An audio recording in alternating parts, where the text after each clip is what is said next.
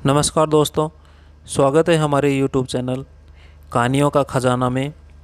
बैताल 25वीं series की 5वीं कहानी, जिसका शीर्षक है असली वर कौन। उज्जैन में महाबल नाम का एक राजा रहता था। उसके हरिदास नाम का एक दूत था, जिसके महादेवी नाम की बड़ी सुंदर कन्या थी।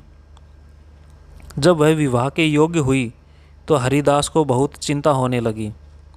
इसी बीच राजा ने उसे एक दूसरे राजा के पास भेजा। कई दिन चलकर हरिदास वहाँ पहुँचा। राजा ने उसे बड़ी अच्छी तरह से रखा। एक दिन एक ब्राह्मण हरिदास के पास आया और बोला, तुम अपनी लड़की मुझे दे दो। हरिदास ने कहा, मैं अपनी लड़की उसे दूंगा जिसमें सब गुण होंगे। ब्राह्मण ने कहा, मेरे पास एक ऐसा रथ है जिस पर बैठकर जहाँ चाहो घड़ी भर में पहुँच जाओगे। हरिदास बोला, ठीक है, सुबह उसे लेकर आना। अगले दिन दोनों रथ पर बैठकर उज्जैन आ पहुँचे। देवयोग से उससे पहले हरिदास का लड़का अपनी बहन को किसी दूसरे को और हरिदास की स्त्री अपनी लड़की किसी तीसरे को देने का वादा कर चुकी थी। इस तरह 3 वर इकट्ठे हो गए।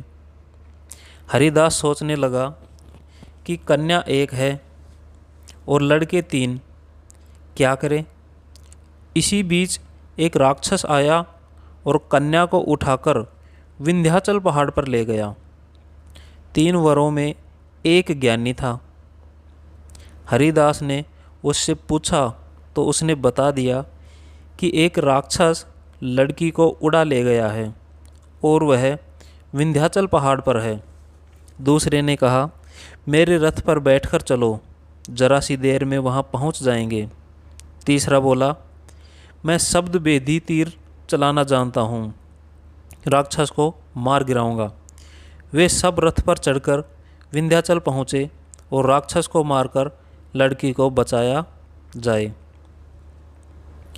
इतना कहकर बैताल बोला, हे राजन, बताओ वह लड़की उन तीनों में से किसको मिलनी चाहिए। राजा ने कहा, जिसने राक्षस को मारा उसको मिलनी चाहिए, क्योंकि असली वीरता तो उसी ने दिखाई, बाकी 2 ने तो मदद की।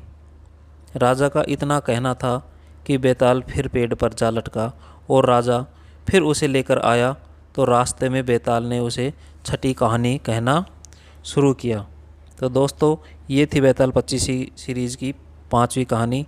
आपको ज़रूर पसंद आई होगी। प्लीज़ चैनल को लाइक और सब्सक्राइब ज़रूर करें और कमेंट में अपनी राय